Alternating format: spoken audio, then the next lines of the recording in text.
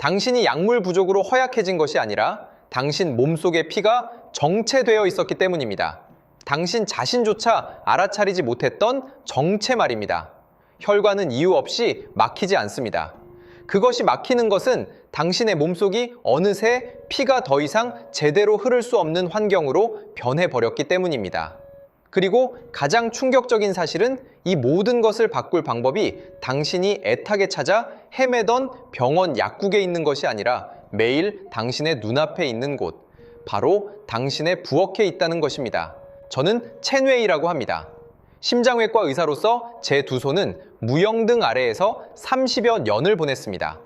이 손은 수많은 가슴을 절개하고 약해진 심장 판막을 수리했으며 현미경 아래에서 머리카락보다 가는 실로 환자에게 생명의 다리를 놓아주었습니다. 저는 데이터를 굳게 믿었고 수술칼의 정교함과 이중 맹검 실험을 거쳐 권위 있는 의학 저널에 새겨진 양리 공식을 신봉했습니다. 제 세상에서 인체는 정교한 기계였고 질병은 부품의 고장이었으며 저는 그 수리공이었습니다. 저는 이에 대해 자부심을 느꼈고 죽음에 맞서는 최전선에 서 있다고 생각했습니다. 우리가 얻은 것은 어쩌면 국지적인 전투였을 뿐 어느새 전쟁 전체를 패배하고 있었다는 것을 깨닫기 전까지는 말입니다. 우리는 암, 알츠하이머병, 뉴스 헤드라인을 장식할 만한 중대 질병과 같은 유명한 적들을 너무나도 당연하게 우러러보았습니다. 우리는 막대한 자금을 투입하여 표적 치료제를 개발하고 더 정교한 수술을 설계했으며 아주 작은 돌파구에도 환호했습니다. 그러나 제가 매일같이 마주하는 현실 속에서 수술 후에도 여전히 지쳐있고 약을 복용한 후에도 여전히 무기력한 환자들의 눈빛 속에서 우리는 집단적으로 간과하고 있던 진실을 보았습니다. 그 침묵하는 온몸에 퍼져있는 살인자는 특정 병변이 아니라 우리가 생명을 유지하는 전체 기반 시스템, 즉 총 길이 10만 킬로미터에 달하는 우리의 혈관 네트워크가 서서히 체계적으로 기능을 잃어가고 있다는 것이었습니다. 이것은 단순히 피를 운반하는 파이프가 아닙니다. 저는 학생들에게 이렇게 말하기 시작했습니다. 비록 그들의 눈에는 항상 약간의 혼란이 서려 있었지만요. 저는 그들에게 상상해보라고 말했습니다. 이것은 한 국가의 생명선이며 고속도로, 철도망, 그리고 수로 시스템이라고요. 이 시스템이 정체되고 고장나기 시작하면 어떻게 될까요? 영양분을 실어 나르는 트럭, 적혈구층은 길 한복판에 갇히고 에너지가 절실히 필요한 기관 도시은 굶주림에 빠집니다. 노폐물을 청소하는 쓰레기 차림프 및 정맥 회류는 통행할 수 없어 독소와 대사 노폐물, 도시, 쓰레기치의 제자리에 쌓이고 발효하고 썩어갑니다. 그리하여 몸의 모든 곳에서 내부로부터 조용한 위기가 폭발하기 시작합니다. 염증이 사방에서 일어나고 기능이 쇠퇴하며 우리가 노화라고 부르는 온갖 징후들은 어쩌면 시간의 필연적인 산물이 아니라 관리 부실과 물류 붕괴로 인해 한 국가가 서서히 쇠퇴해가는 모습과 더 닮아 있을지도 모릅니다. 가장 핵심적인 문제이자 저를 가장 무력하게 만들었던 점은 문제의 근원이 종종 당신이 충분히 잘 먹지 못해서 혹은 충분한 슈퍼푸드나 비싼 건강보조식품을 섭취하지 못해서가 아니라는 것입니다. 오히려 많은 사람들이 매우 건강하게 먹고 있습니다. 문제는 당신의 몸, 이 한때 효율적이었던 국가가 이러한 물자를 효과적으로 활용하는 능력을 상실했다는 데 있습니다. 트럭은 최고의 보급품을 가득 싣고 있지만 진흙탕 같고 좁고 막힌 도로에 갇혀 결국 이 귀한 물자들은 도중에 부패하거나 가장 절실히 필요한 최전선에 결코 도달하지 못합니다. 우리는 물자 공급을 늘리는 데만 급급했지만 어쩌면 우리가 진정으로 해야 할 일은 먼저 그 길을 복구하는 것이었을지도 모른다는 생각은 한 번도 해보지 않았던 것입니다. 저는 이 불안한 사실을 인정하기까지 오랜 시간이 걸렸습니다. 그 과정은 고뇌와 의심, 심지어는 제 지난 30년간의 직업 생활에 대한 일종의 부정으로 가득 차 있었습니다. 이 모든 것의 시작은 68세의 이모님으로부터 비롯되었습니다.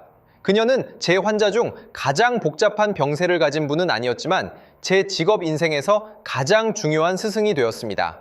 이모님이 처음 제 진료실에 들어섰을 때 딸의 부축을 받고 계셨습니다. 두꺼운 스웨터를 입고 목도리를 두르고 있었는데 그날 창밖은 초여름에 따뜻한 햇살이 비치고 있었습니다. 그녀의 주된 호소는 평범하기 그지없는 수많은 중장년층이 불평하는 증상들이었습니다.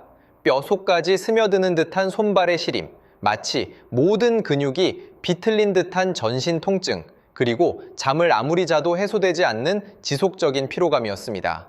그녀는 마치 물 먹은 스펀지처럼 무겁고 아무리 짜내도 물기가 마르지 않는 기분이라고 저에게 말했습니다.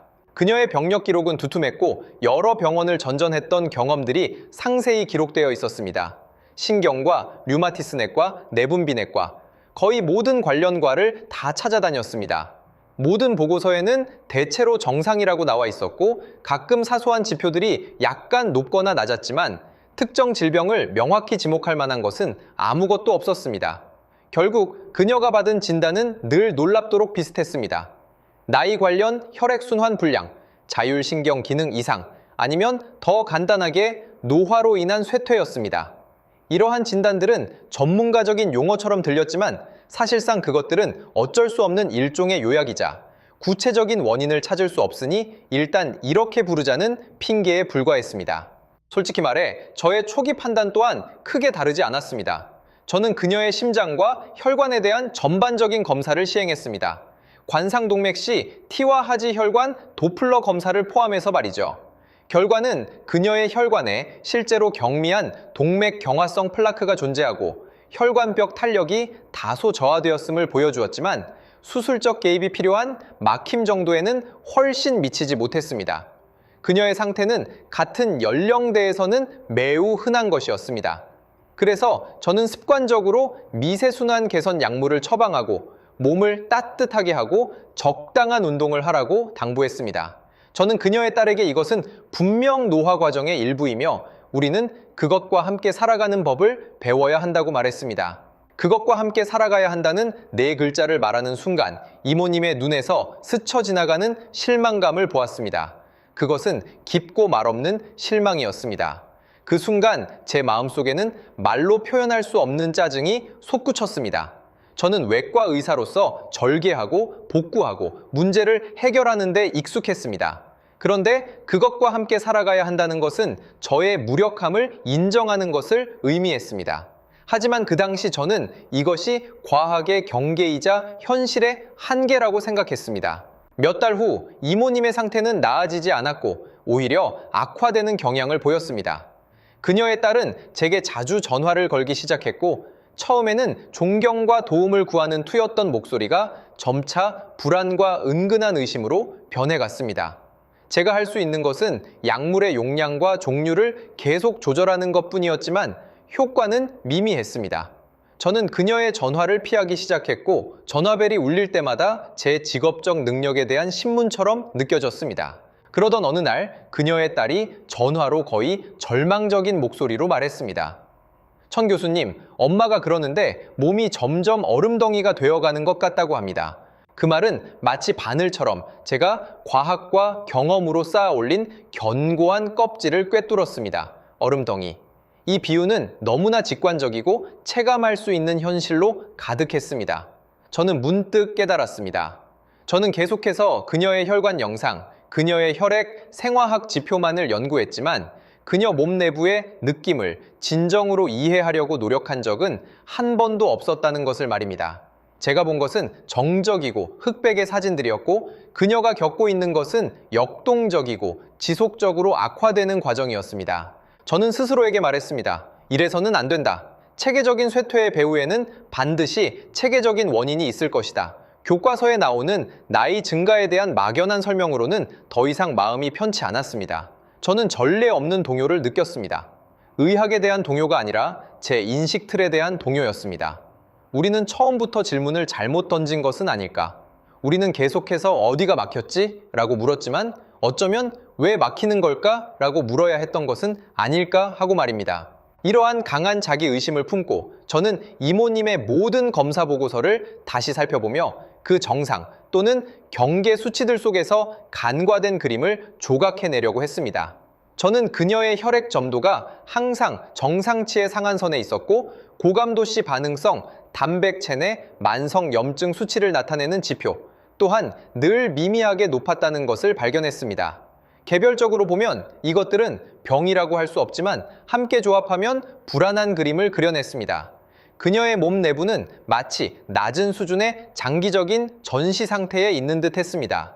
혈액은 끈적해져 흐름이 느려진 강물처럼 되고 진을, 지질, 대사노폐물이 더 쉽게 침전될 수 있었으며 지속적인 염증은 마치 강둑의 토양 침식처럼 끊임없이 새로운 진흙을 만들어내고 동시에 강바닥 자체 혈관벽을 거칠고 약하게 만들고 있었습니다.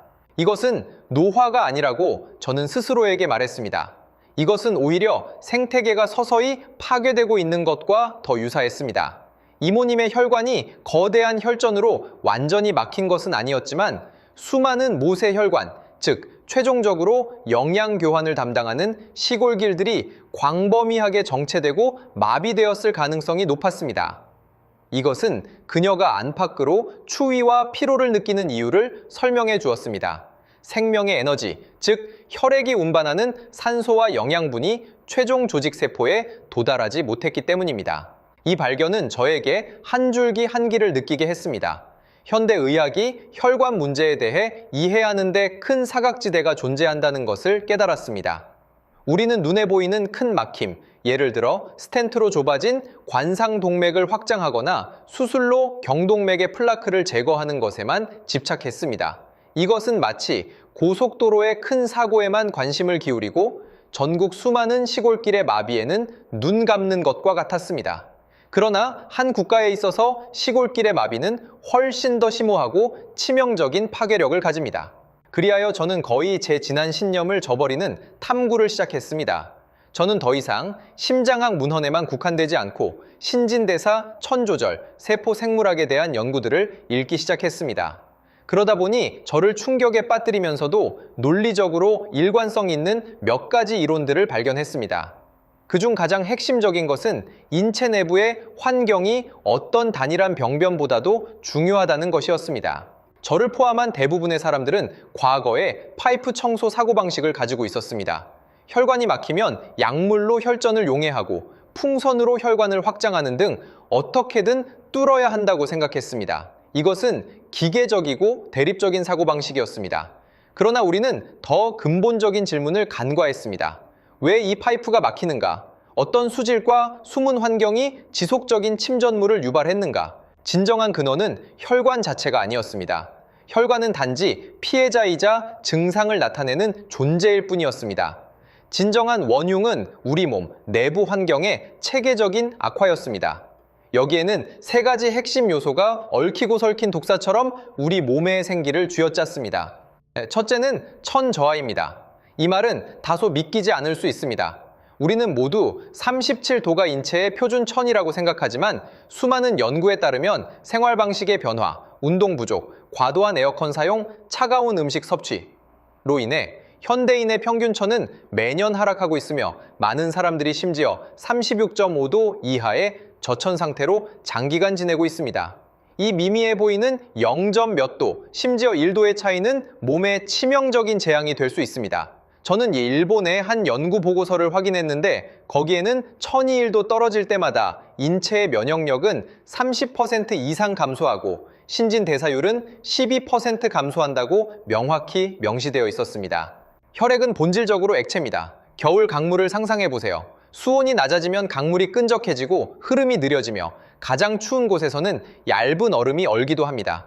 우리 몸속의 혈액도 마찬가지입니다. 천이 낮아지면 혈액의 유동성이 떨어지고 더욱 끈적해지며 적혈구가 더 쉽게 뭉치고 혈소판도 더 쉽게 활성화됩니다. 이는 혈전 형성의 완벽한 온상을 만듭니다. 더 중요한 것은 천저하는 체내에 다양한 생체 효소의 활성 저하를 의미합니다. 이 효소들은 우리 몸이 신진대사를 하고 독소를 분해하고 조직을 복구하는 일꾼들입니다. 일꾼들이 추위 때문에 게을러지기 시작하면 몸 전체의 작동 효율이 크게 떨어집니다. 쓰레기는 제때 치워지지 않고 손상은 효과적으로 복구되지 않으며 몸의 자가 청소 및 자가 치유 능력은 거의 정체 상태에 빠집니다. 둘째는 혈액 자체의 오염, 즉 제가 앞서 언급했던 끈적끈적한 상태입니다. 이것은 단순히 고지혈증의 문제가 아닙니다. 장기간의 스트레스, 불규칙한 생활 습관, 과도한 염증 반응은 모두 혈액 속에 과도한 지방 입자, 대사 노폐물, 염증성 인자 등 다양한 쓰레기가 가득 차게 만듭니다. 이러한 물질들은 혈액을 더 이상 맑지 않게 만들고 흐름에 대한 저항을 증가시킵니다. 이것은 마치 원래 맑았던 강물에 많은 흙탕물이 섞여 탁한 진흙탕이 된 것과 같습니다. 이러한 진흙탕이 복잡하고 섬세한 혈관 네트워크를 원활하게 흐르는 것은 그 자체로 매우 어려운 일입니다. 셋째는 가장 은밀한 점으로 전신에 퍼져 있는 만성 저강도 염증입니다. 이것은 우리가 흔히 아는 붓고 붉어지고 뜨겁고 아픈 급성 염증과는 다릅니다. 몸 깊숙이 잠복해 지속적으로 타오르는 미세한 불과 같습니다. 이 미세한 불은 끊임없이 혈관 내벽을 태워 거칠고 울퉁불퉁하게 만들고 원래의 매끄러움을 잃게 합니다. 매끄러운 파이프에서는 물이 쉽게 흐르지만 거친 파이프에서는 물 속의 불순물이 쉽게 달라붙어 시간이 흐르면 막히게 됩니다. 우리가 먹는 많은 음식, 우리가 받는 스트레스, 우리가 숨 쉬는 오염된 공기 등이 이 미세한 불에 끊임없이 장작을 던져 넣고 있습니다. 제가 이 세 가지 요소, 저온, 끈적임, 염증을 한데 모았을 때 제 눈앞에 선명한 그림이 떠올랐습니다. 이모님의 몸은 마치 빙하기에 접어든 오염되고 토양 침식이 심한 유역과 같았습니다. 이러한 환경에서 혈관의 막힘은 거의 필연적인 결과이지 우연한 사고가 아니었습니다. 제가 처방했던 혈관 확장제나 미세순환 개선제는 얼어붙은 강물에 몇 대의 쇠빙선을 투입하는 것과 같아서 잠시 동안 작은 수로를 뚫을 수는 있을지 몰라도 차가운 기후가 변하지 않고 강물이 여전히 탁하며 강둑이 계속 무너진다면 얼음과 퇴적은 시간 문제일 뿐이었습니다. 저는 깊은 무력감을 느꼈지만 동시에 계시를 받은 듯한 흥분도 느꼈습니다. 진정한 해결책은 어쩌면 더 강력한 쇠빙선을 발명하는 데 있는 것이 아니라 유역 전체를 따뜻하게 만들고 수지를 맑게 하며 토양을 회복시키는 방법에 있다는 것을 깨달았습니다. 다시 말해 우리는 몸의 전체 내부 환경을 바꿔야만 했던 것입니다. 이 생각은 지난 30년간의 제 의학적 관행을 완전히 뒤엎었습니다. 이는 치료의 초점이 대항에서 재건으로, 표적에서 시스템으로 전환되어야 함을 의미했습니다. 그러나 다음 문제는 이것을 어떻게 실현할 것인가였습니다. 차가워지고 있는 몸을 어떻게 따뜻하게 할 것인가? 끈적거리는 피를 어떻게 해독할 것인가? 제가 깊은 생각과 혼란에 빠져 있을 때 이모님의 딸이 다시 저에게 연락을 했습니다. 하지만 이번에는 그녀의 목소리에 불안감이 없었고 오히려 조심스러운 기쁨이 담겨 있었습니다. 그녀는 이모님의 상태가 최근 눈에 띄게 좋아졌다고 말했습니다. 손발이 다시 따뜻해지기 시작했고 밤에 잘 때 더 이상 온수팩이 필요 없으며 낮에는 활기차게 아래층으로 산책을 나간다고 했습니다. 저는 제가 처방한 약이 변경되지 않았기에 매우 놀랐습니다. 즉시 그녀에게 혹시 다른 치료 방법을 찾았는지 물었습니다. 그녀는 제가 서양의학 권위자로서 자신을 질책할까봐 두려운 듯 머뭇거렸습니다. 제 거듭된 질문 끝에 그녀는 한국에 사는 먼 친척이 식단 요법을 보내주었고 2달 가까이 꾸준히 실천하고 있다고 털어놓았습니다. 식단 요법이요. 저는 무심코 미간을 찌푸렸고 마음속에서는 본능적인 거부감이 솟구쳤습니다. 제 인식 속에서 식단 요법이라는 단어는 비과학적이고 과장된, 심지어는 사이비 치료와 관련되어 있었기 때문입니다. 저는 즉시 물었습니다. 구체적으로 어떤 방법인가요? 그녀는 머뭇거리며 대답했습니다. 그게 양파, 생강, 마늘을 각각 식초에 담갔다가 매일 다른 시간에 조금씩 마시는 거예요. 양파, 생강, 마늘, 그리고 식초? 저는 얼어붙었습니다. 그 순간 제 머릿속에 스쳐 지나간 것은 심오한 의학 이론이 아니라 부엌에서 분주히 움직이시던 할머니의 모습, 그리고 우리 정통 의사들이 코웃음 치던 시골에서 전해 내려오는 민간 요법들이었습니다. 제 첫 반응은 터무니없다는 것이었고 이어서 직업적인 모욕감이 밀려왔습니다. 제가 최고의 심장외과 전문의로서 현대의학의 모든 수단을 동원해도 속수무책이었던 환자가 부엌에 조미료물을 마시고 호전되었다고요? 이건 마치 농담처럼 들렸습니다. 그러나 전화기 너머 이모님 딸의 목소리에 담긴 꾸밈 없는 기쁨은 제가 이것을 단순히 헛소리로 치부할 수 없게 만들었습니다. 강한 호기심과 함께 약간의 불만감이 뒤섞여 막 튀어나오려던 비판을 억누르도록 저를 재촉했습니다. 저는 마음을 가라앉히고 최대한 평온한 목소리로 말했습니다. 구체적인 방법을 알려주시겠어요? 자세히 알아보고 싶습니다. 전화를 끊은 후 저는 오랫동안 침묵에 잠겼습니다. 창밖의 번잡한 세상은 마치 다른 세계에 격리된 듯 했습니다. 제 진료실 벽에는 각종 자격증과 학술 표창이 걸려 있었고 책장에는 두툼한 독일어와 영어 원본 의학 전문 서적들이 가득했습니다. 한때 제가 자랑스러워했던 이 모든 것들이 그 순간 저를 말없이 비웃는 듯 했습니다. 정밀기기와 분자 생물학에 기반을 둔 제가 신봉했던 거대한 지식체계가 간단한 부엌 조리법 앞에서 이토록 창백하게 느껴지다니요. 저는 전례 없는 불편함을 느꼈습니다. 이 불편함은 제 인지체계가 격렬한 충격을 받았기 때문이었습니다. 저는 모든 것을 통제하는데 익숙한 의사였고 복잡한 이론으로 모든 현상을 설명하는데 익숙했습니다. 그런데 지금 이토록 원시적이고 비과학적인 것이 제 모든 노력보다 더 나은 결과를 가져왔습니다. 이것은 제가 불편한 가능성에 직면하게 만들었습니다. 혹시 제가 지금까지 줄곧 틀렸던 것은 아닐까? 아니면 제가 알고 있는 진리는 진리의 매우 좁은 일부분에 불과했던 것은 아닐까? 그날 밤 저는 잠을 이루지 못했습니다. 평소처럼 최신 랜시시나 뉴잉글랜드 의학 저널을 찾아보는 대신 컴퓨터를 켜고 너무나 평범한 단어들을 입력했습니다.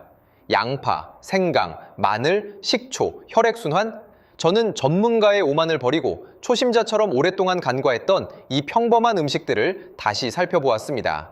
그리고 제가 발견한 것은 저를 충격에 빠뜨렸습니다. 제가 발을 들여놓게 된 곳은 신비주의나 억측으로 가득 찬 모호한 영역이 아니라 깊이 있는 내재적 논리를 지닌 신체 작동에 관한 고대의 지혜 체계라는 것을 깨달았습니다. 이 체계는 현대의학처럼 신체를 독립적인 기관과 세포로 해체하여 연구하는 것이 아니라 상호 연결되고 역동적인 균형을 이루는 하나의 통합체로 보았습니다. 그것이 사용하는 언어는 분자식이나 신호 전달 경로가 아닐지라도 따뜻하게, 차갑게, 소통시키고 탁한 것을 제거하는 등의 표현들이었습니다. 하지만 그 이면에는 똑같이 심오한 생리학적 현실이 담겨 있었습니다. 그 한국에서 온 비법은 겉보기에는 간단하고 심지어 조잡해 보였지만 제가 배운 현대의학 지식으로 그것을 하나하나 분석해 보았을 때 그 뒤에는 극도로 정교하고 단계적인 시스템적 해결책이 숨겨져 있다는 것을 발견했습니다. 그것은 그저 유익한 것들을 무작위로 섞은 것이 아니라 제가 이전에 고민했던 핵심 문제들, 즉 몸을 어떻게 따뜻하게 할 것인가, 피를 어떻게 정화할 것인가, 혈관을 어떻게 회복시킬 것인가에 정확하게 답하고 있었습니다. 이 해결책은 세 가지 층위로 명확하게 나눌 수 있었는데 마치 잘 훈련된 공병팀이 협력하여 붕괴 직전의 신체 시스템을 한 단계씩 재건하는 것과 같았습니다. 첫 번째 층위는 선봉대인 양파 식초입니다. 제 지식 기반에서 양파의 효능은 주로 플라보노이드의 일종인 퀘르세틴과 관련이 있었습니다. 퀘르세틴은 항산화, 한겸증 작용 및 나쁜 콜레스테롤, LDL, 수치를 낮추는 효과가 입증된 성분입니다. 이것만으로도 이미 상당한 가치가 있습니다.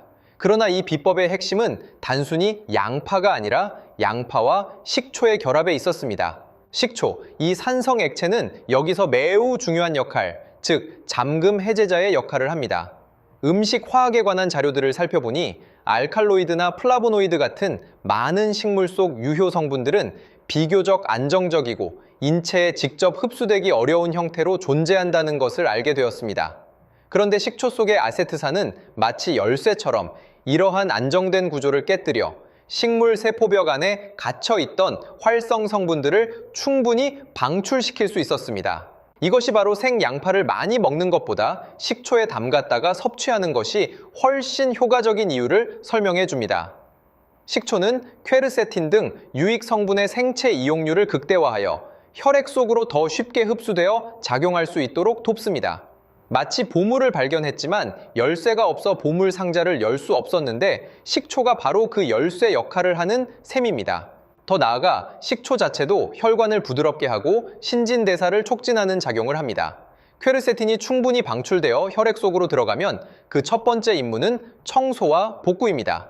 강력한 항산화 능력은 혈관벽을 끊임없이 공격하는 활성산소를 중화시키고 염증 반응을 완화하는데, 이는 마치 끊임없이 침식당하는 강둑에 방풍림을 심어 토양을 안정화시키는 것과 같습니다.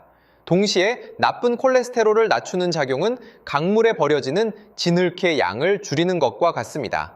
따라서 양파 식초의 작용은 단순히 혈지방 감소라는 세 단어로 요약될 수 있는 것이 아닙니다. 그것은 전체 혈관 시스템에 대한 기반 작업을 수행하는 것입니다. 영양소 잠금 해제, 혈액 정화, 강둑 복구 말입니다. 이것은 이후에 더 심층적인 조절을 위한 장애물을 제거하고 통로를 여는 과정입니다. 이 첫 단계부터 체계적이고 근본적인 사고방식을 보여주어 저는 매우 충격을 받았습니다. 두 번째 층위는 핵심 동력인 생강식초입니다. 양파식초가 청소부라면 생강식초는 엔진입니다. 생강은 전통의학에서 오랫동안 따뜻하게 하는 약재로 여겨져 왔습니다. 이러한 따뜻함은 현대의학적 맥락에서 생강의 핵심 성분인 진저롤과 쇼가올의 생리적 효과로 정확하게 해석될 수 있습니다. 이 두 가지 물질은 혈액순환을 매우 효과적으로 자극하여 몸의 열 생산을 촉진합니다. 마치 서서히 식어가는 몸이라는 보일러에 다시 불을 지피는 것과 같습니다. 제가 이전에 내린 결론을 기억하시나요? 천저하는 혈액이 끈적해지고 신진대사가 느려지는 만악의 근원입니다.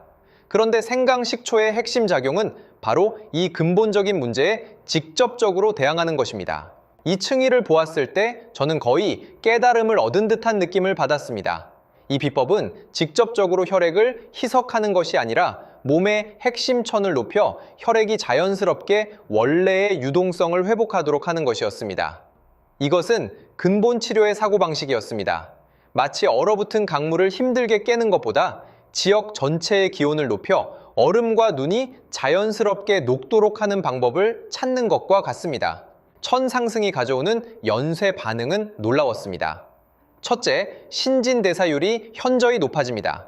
게을렀던 일꾼들, 생체효소, 이 따뜻한 환경에서 활력을 되찾아 지방을 분해하고 대사 노폐물을 처리하는 데 효율적으로 작동하기 시작합니다. 둘째, 면역체계도 활성화됩니다. 따뜻한 혈액 환경은 면역 세포가 순찰하고 싸우는데 더 유리하여 체내 만성염증을 억제합니다. 마지막으로 가장 직관적인 효과는 따뜻한 혈액이 사지 말단으로 흘러 이모님처럼 손발이 차가운 증상을 개선하는 것이었습니다. 여기서 생강식초는 몸의 에너지 중심을 재건하는 역할을 합니다. 외부 에너지를 제공하는 것이 아니라 몸 자체의 대사 엔진을 다시 점화하는 것입니다. 이는 다시 한번 깊은 지혜를 보여줍니다. 즉, 외부의 힘으로 대체하는 것이 아니라 몸의 자가 치유 능력을 믿고 회복시키는 데 전념하는 것입니다. 세 번째 층위는 궁극의 수호자인 마늘 식초입니다. 양파 식초가 강바닥을 청소하고 생강식초가 얼음을 녹인 후 몸의 순환계는 크게 개선되었습니다. 하지만 처리해야 할 가장 위험하고 치명적인 잠재적 위험, 즉 혈전이 남아 있었습니다. 혈전은 강바닥에 숨어있는 진흙과 잡동사니가 엉겨붙어 만들어진 거대한 돌덩이와 같아서 일단 떨어져 나가면 하류의 좁은 곳에서 파괴적인 막힘을 일으켜 심근경색이나 뇌졸중을 유발할 수 있습니다. 마늘, 특히 그 핵심 성분인 알리신은 자연계에 알려진 가장 강력한 천연 항근고 및 항혈소판 응집 물질 중 하나입니다. 그 작용 기전은 우리가 임상에서 사용하는 일부 항응고제와 유사하지만 훨씬 더 온화합니다. 알리신은 혈소판의 과도한 활성화를 억제하여 혈소판이 쉽게 뭉쳐 혈전을 형성하는 것을 방지하고 동시에 피부린 용해를 촉진하여 이미 형성된 미세 혈전을 분해하는 데 도움을 줍니다. 양파 식초가 진흙계 원천을 줄이고 생강 식초가 물 흐름의 동력을 증가시키는 것이라면 마늘 식초는 이미 형성되었거나 형성될 진흙 덩어리를 직접 분해하는 역할을 합니다. 이것은 전체 시스템에서 가장 위험하고 치명적인 부분을 처리하는 것입니다. 이 세 가지가 결합되었을 때 완전하고 엄밀한 논리적 연결, 고리가 제 눈앞에 나타났습니다. 양파식초, 선봉대 역할을 하며 혈액 환경을 정화하고 혈관벽의 초기 손상을 복구하여 전체 시스템 회복의 기초를 다집니다. 생강식초, 중군 역할을 하며 핵심 천을 높이고 신진대사를 활성화하여 혈액순환의 근본적인 동력을 제공하고 차가움으로 인한 응체 문제를 해결합니다. 마늘, 식초, 후방의 중포병 역할을 하며 가장 위험한 혈전 위험을 처리하고 잠재적인 치명적인 위협을 제거하여 전체 시스템의 안전을 보장합니다. 이것은 청소, 온도 상승, 위험 제거가 통합된 삼위일체적인 시스템 공학입니다. 단순한 민간요법이 아니라 신체 순환계의 근본적인 문제에 대한 신중하게 고안된 복합 처방입니다. 각 단계가 서로 긴밀하게 연결되어 단계적으로 진행됩니다. 여기까지 보고 나니 제 마음속에 있던 경멸과 멸시는 이미 사라지고 경외심에 가까운 감탄만 남았습니다. 저는 생활 속 실천에서 비롯된 이러한 지혜의 깊이와 체계성이 우리가 실험실에서 정밀기기로 구축한 이론에 결코 뒤지지 않는다는 것을 깨달았습니다. 하지만 정말로 저를 감탄시킨 것은 이 처방 자체의 정교함이 아니라 그것의 사용 방식이었습니다. 이모님의 딸은 한국 친척이 특별히 이 세 가지 식초를 섞어 마셔서는 안 되고 아무 때나 마시는 것이 아니라 특정 시간 간격을 지켜야 한다고 당부했다고 저에게 말했습니다. 아침에는 양파 식초를 마시고 점심에는 생강 식초를 마시고 저녁에는 마늘 식초를 마시는 것입니다. 처음에는 이것이 어떤 과장된 의례라고 생각하며 이해하지 못했습니다. 그러나 차분하게 인체의 생트니 리듬과 결합하여 생각해보니 저는 다시 한번 그 이면에 숨겨진 논리 감탄할 수밖에 없었습니다. 이것은 더 이상 단순히 무엇을 먹는가의 범주를 넘어 언제 먹는가, 어떻게 시너지 효과를 내는가라는 시스템 운영학의 차원으로 승화된 것이었습니다. 아침, 정화와 시작. 인체는 밤새 휴식하고 회복한 후 이른 아침은 신진대사가 깨어나고 몸이 해독을 준비하는 시간입니다. 이때 양파 식초를 섭취하면 혈액 정화, 강바닥 청소 기능이 몸의 자연적인 리듬과 정확히 일치합니다. 이는 하루 일과를 시작하기 전에 국가의 교통 시스템을 전반적으로 점검하고 청소하여 낮 동안의 물자 운송이 원활하게 이루어지도록 하는 것과 같습니다. 점심, 유지와 효율 증대. 점심시간은 하루 중 양기가 가장 왕성하고 인체 기능이 가장 활발한 때입니다. 이때 몸은 다양한 활동을 지원하기 위해 충분한 에너지를 필요로 합니다. 생강식초의 온도 상승, 연소 촉진 작용이 이때 개입하는 것은 의심할 여지 없이 금상첨화입니다. 이는 몸의 대사 엔진에 가장 강력한 지원을 제공하여 점심 식사를 더 효율적으로 소화하고 음식을 에너지로 전환하며 하루 종일 활력과 천을 유지하는 데 도움을 줍니다. 이는 교통 혼잡 시간에 국가 전체의 에너지 네트워크에 추가 동력을 주입하는 것과 같습니다. 저녁, 회복과 보호. 밤에 인체가 휴식 및 회복 모드로 전환되면 혈액순환은 그에 따라 느려집니다. 이때가 바로 혈전이 가장 쉽게 형성되는 위험한 시간입니다. 이때 한금고 및 미세, 혈전용의 작용이 있는 마늘, 식초를 복용하는 것은 마치 밤에 국가의 가장 중요한 저수지와 항로의 정예 순찰대와 위험 제거 병력을 배치하는 것과 같습니다. 이는 몸이 가장 취약하고 방어가 가장 약할 때 가장 중요한 보호를 제공하여 위험을 최소화합니다. 이것은 3개월간의 완전한 주기였습니다. 아침, 점심, 저녁, 매일매일 이어지는 이 과정은 더 이상 개별적인 식단 요법 행위가 아니라 신체의 자연적인 리듬과 동조하는 지속적인 시스템 재시작 프로그램이었습니다. 이것은 강제적인 개입이 아니라 온화하고 지속적인 방식으로 몸이 마땅히 가져야 할 건강한 작동 궤도로 돌아오도록 순리대로 이끄는 것이었습니다. 저는 완전히 침묵했습니다. 제가 이전에 식단 요법에 대해 가졌던 편견이 얼마나 피상적이고 오만했는지 깨달았습니다. 저는 그것을 좋은 것을 먹어 보충하는 단순한 생각으로 여겼지만 진정으로 뛰어난 체계 속에서 그것이 시기, 복용량, 배합, 그리고 주기에 관한 정밀한 과학이라는 것을 전혀 보지 못했습니다. 그것이 담고 있는 전체론적이고 시스템적인 사고는 지나치게 전문화되고 파편화된 현대의학이 놓치고 있는 부분이었습니다. 우리는 하나의 탄환으로 하나의 표적을 공격하는 데는 능숙했지만 종종 전장 전체의 생태 환경을 간과했습니다. 그런데 이 부엌에서 나온 소박한 처방은 처음부터 전장 전체의 재건에 초점을 맞추고 있었습니다. 물론 엄격한 의사로서 저는 이 방안의 다른 면, 즉 한계와 잠재적 위험도 고려해야 했습니다. 어떤 효과적인 개입 수단이든 양날의 검이기 마련입니다.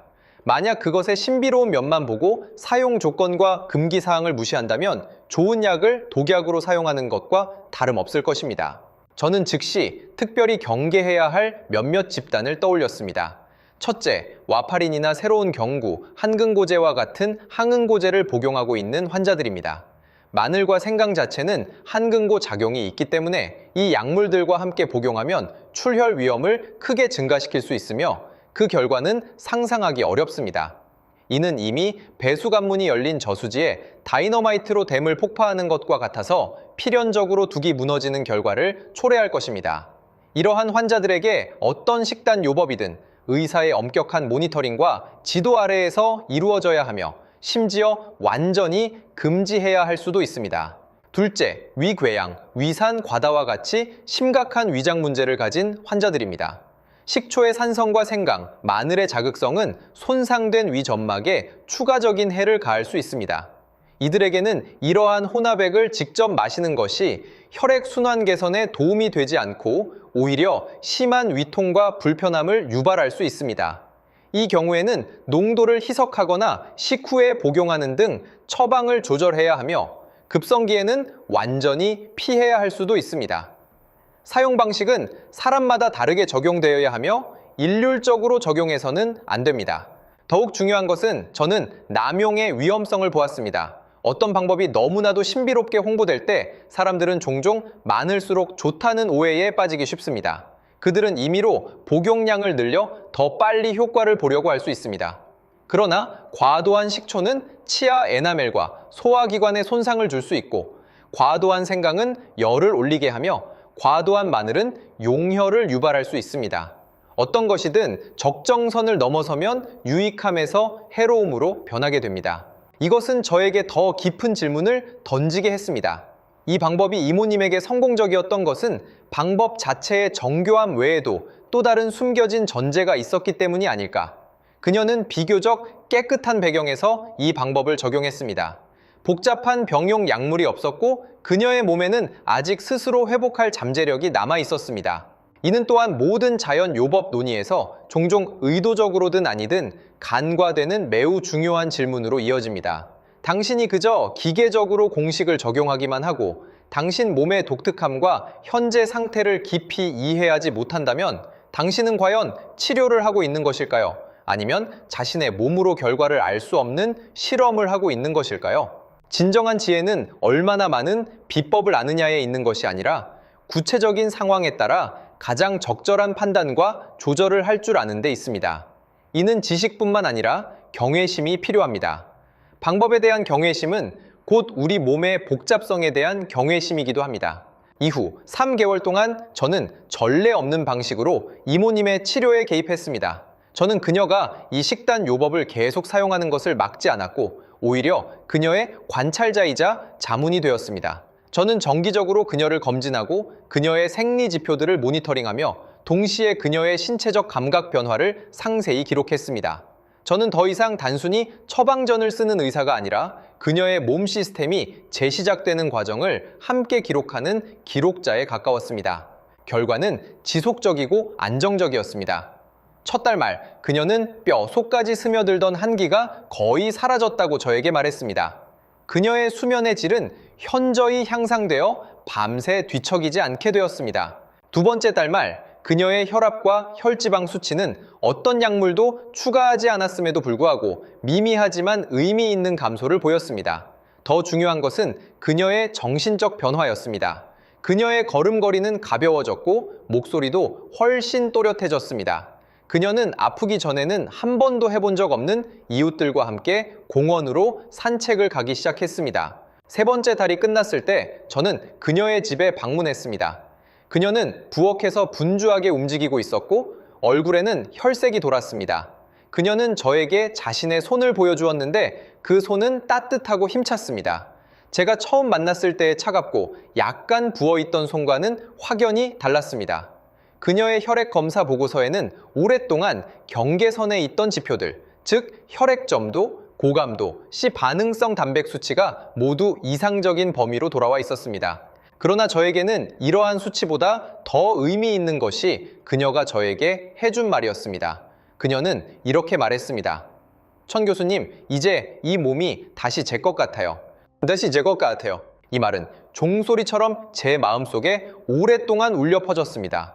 그것은 이 요법의 가장 핵심적인 성과를 정확하게 표현해 주었습니다. 그것이 한 일은 단순히 어떤 증상을 개선하거나 어떤 지표를 교정하는 것을 넘어선 것이었습니다. 그것의 가장 근본적인 성과는 이모님의 몸이 자율권을 되찾도록 도왔다는 점입니다. 그녀의 몸은 더 이상 외부의 화학 약물에 완전히 의존하여 겨우 작동을 유지할 필요가 없었습니다. 시스템적인 환경 개선, 즉 온도를 높이고 정화하고 소통시키는 과정을 통해 그녀의 몸 내부에 오랫동안 잠자고 있던 자가 치유 시스템이 다시 활성화된 것입니다.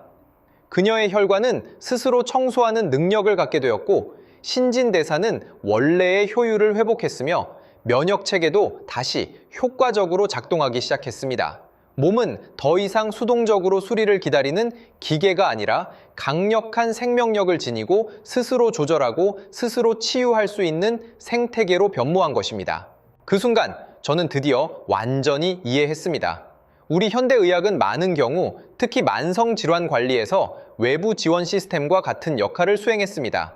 우리는 혈압약으로 혈관을 강제로 확장하고 혈당약으로 인슐린 분비나 활용을 강제로 촉진하며 스타틴계 약물로 콜레스테롤 합성을 억제합니다. 이러한 수단은 급성기에는 필수적이며 심지어 생명을 구할 수도 있습니다. 하지만 장기적으로 의존하게 되면 마치 목발처럼 몸 자체의 조절 기능이 오랫동안 사용하지 않음으로 인해 퇴화하게 됩니다. 몸은 점차 스스로 혈압, 혈당, 혈지방을 조절하는 방법을 잊게 되고 결국 약물에 영구적으로 의존하게 되는 것입니다. 이 과정은 마치 냄비 안의 개구리가 서서히 익어가는 듯한 길고 긴 권력 이양과 같았습니다.